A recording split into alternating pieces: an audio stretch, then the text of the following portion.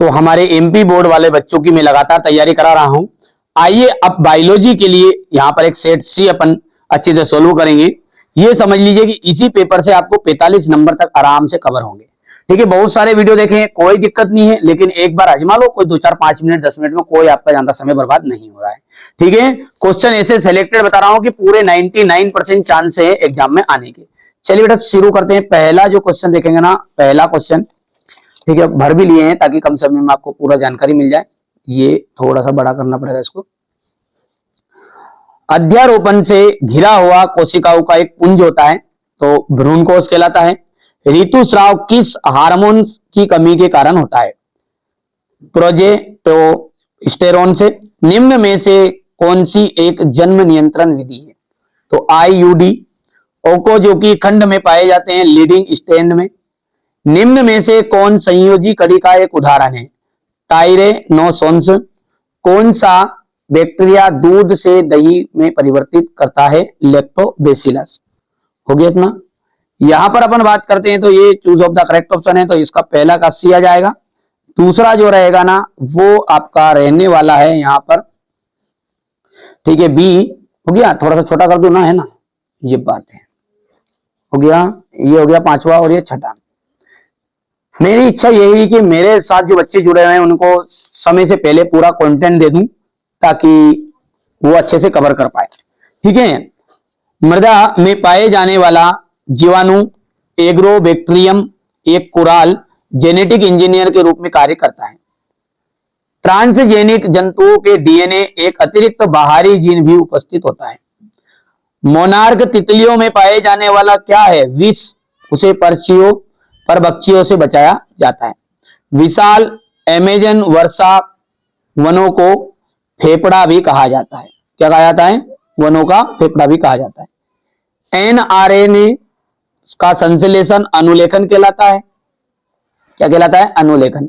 हमारे पारितंत्र में सामान्य अपदारी केचुए हैं। हो गया।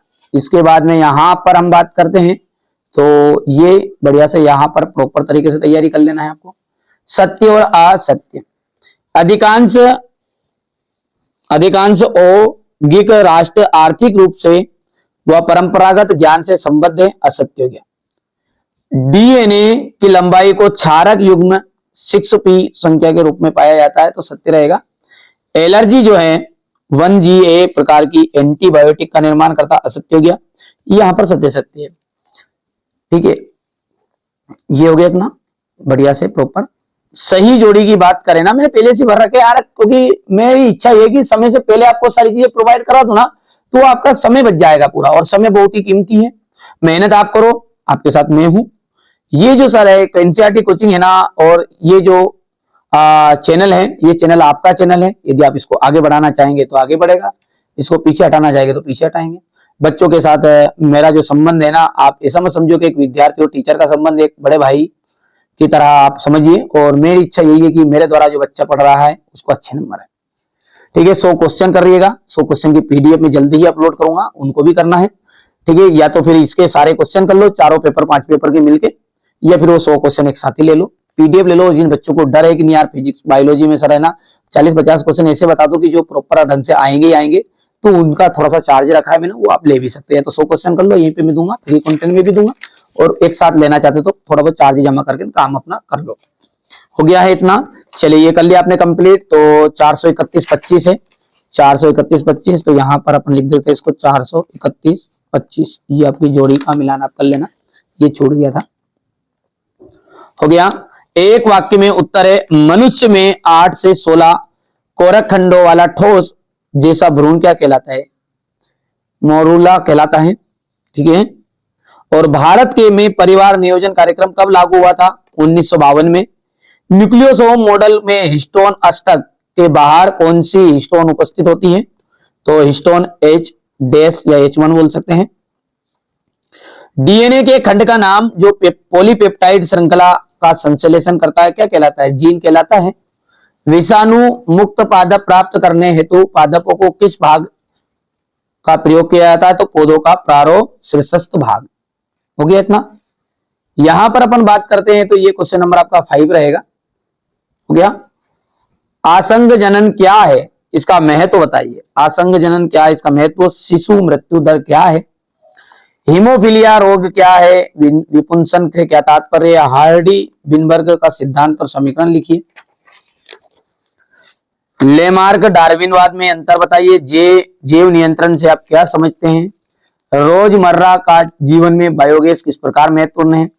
परजीवी जंतु क्या है, दोहरा निषेचन क्या है और महत्व लिखिए। समष्टि घनत्व को स्पष्ट कीजिए। ट्यूबेक्टोमी एवं वेसोक्टोमी में किसे कहते हैं। भारत में वन जीवों की विलुप्ति के प्रमुख 2 कारण लिखने हैं। इन सिटू संरक्षण की 2 उपयोगिता लिखनी है। कापर्स ल्यूकोकिटियम एक्रोसोम के 2 कार्य। समयुग्मजी और विषमयुग्मजी में अंतर। मानव लिंग निर्धारण की क्रिया कार्य का आपको नामांकित चित्र बताना है। क्वेश्चन नंबर 14 हो गया ये। बात करते हैं तो क्वेश्चन नंबर 15 की, यहां पर बायोगैस संयंत्र की संरचना। Question number 16, question 17, question number 18, ये 19 हो गया इतना। 19 के बाद में आपका जाएगा क्वेश्चन नंबर 20। तो ये मैंने आपको सारे क्वेश्चन दे दिए हैं। अब इनका जो सॉल्यूशन है वो आप पीडीएफ में ले सकते हैं। ठीक है, तो चलिए मिलते हैं अगले वीडियो में। पहली बार चैनल पर सब्सक्राइब जरूर कर लीजिएगा।